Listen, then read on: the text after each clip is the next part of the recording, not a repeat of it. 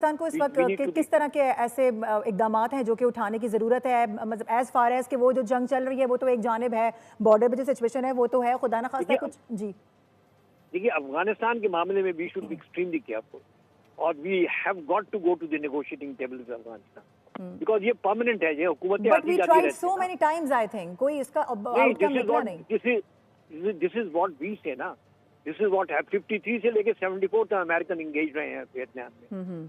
तो Vietnam, Iran is our permanent ये neighbour, तो उस नेबर के साथ you have to be continuously. देखिए ना, जो फॉर एग्जांपल आपका जब एथनिक लड़ाई होती है पंजाब, सिंध के, बलूचिस्तान के और के ओके, मैं एक एक करके आता हूँ, ठीक है। आपने कहा कि ईरान पर हमारा क्या स्टांस होना चाहिए। मेरा ख्याल है कि इस वक्त जो हमारा मौजूदा स्टांस है ईरान पर, that is the suitable one, ठीक है। हम इस जंग के हक में नहीं हैं, हत्ता कि हमारे कम अज कम अमेरिका के साथ अगर नहीं तो कम अज कम डोनाल्ड ट्रंप और इस मौजूदा व्हाइट हाउस के साथ हमारे कदरन बेहतर ताल्लुकात हैं। लेकिन इसका मतलब ये तो नहीं है कि आप दबा कर किसी को शॉर्ट टर्म में रिजल्ट हासिल कर लेते हैं, लॉन्ग टर्म में।